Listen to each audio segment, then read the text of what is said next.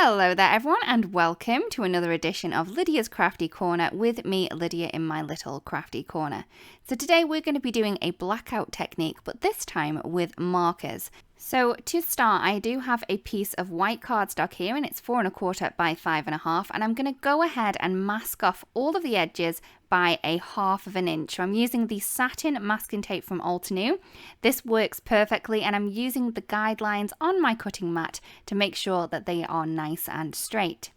I'm then going to go ahead and ink blend my background. So I'm going to create kind of a moody backdrop for this one. I started off with the Peach Perfect and I used a small blending tool for that one.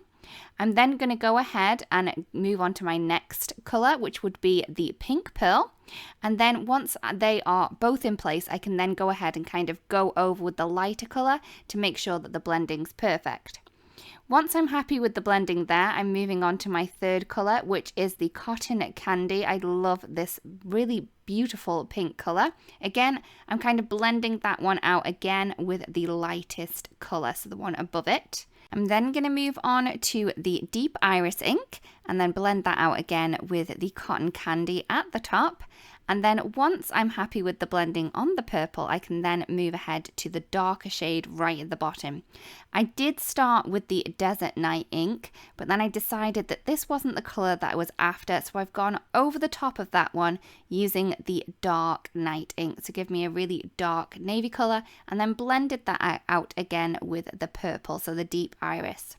Now with this, I want to make sure that this is nice and dry, as I do want to heat emboss on top of it. So I've quickly heat set that with a heat tool and then added some anti-static powder there. I'm then going to take the outline of the large flower and the large leaf from the Golden Days stamp set, and we're going to be stamping this repeatedly over that background that we've just created. So as you can see, the panel is now nice and dry, so it's the embossing powder isn't sticking to where I don't want it to. And I'm just going to stamp my images into place using some of the embossing ink from Altenew, and I'm going to heat set that using the Antique Gold embossing powder. You could use whichever colour you wanted to, but I did want to add a little bit of gold to the Golden Days stamp set. You know, as it says in the name, I thought that it would only fitting to make a gold flower. So I've added 2 of the larger flowers in position first, and then I'm kind of radiating out for those images to create the whole background. So I've added a couple of leaves there. If you do find that the embossing powder is sticking where you don't want it, add a little bit more anti-static powder and that will help you out. Making a background in this particular way, like a jigsaw, is one of my favourite things to do.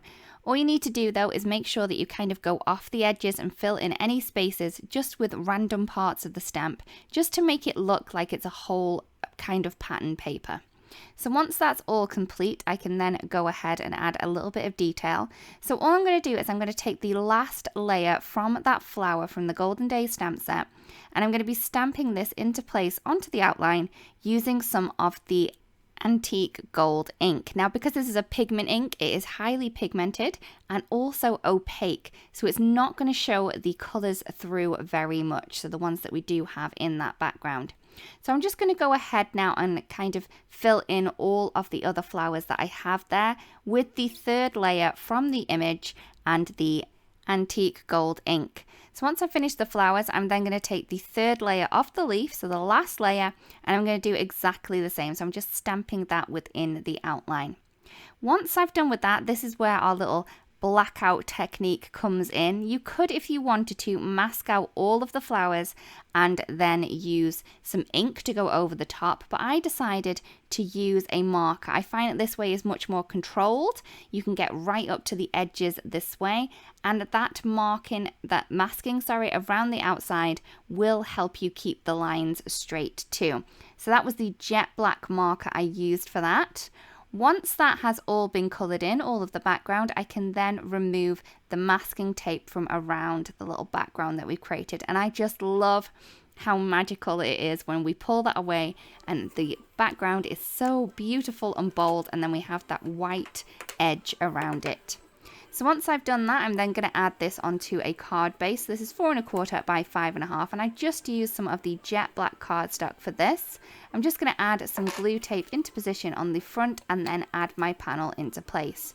For my sentiment, I'm using the Sentiment Strips 3 stamp set, and I'm just going to add this onto an acrylic block. I use the guidelines onto this to make it nice and straight.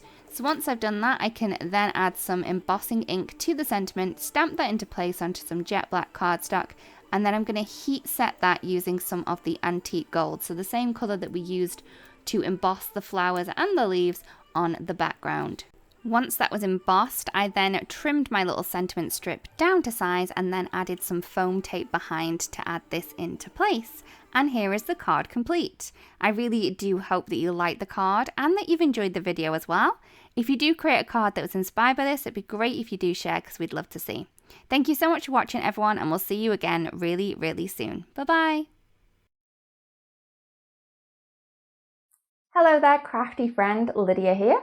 Just popping in to say that you can get your daily dose of crafting tips, techniques, and tutorials just like this by subscribing to the Altenew YouTube channel.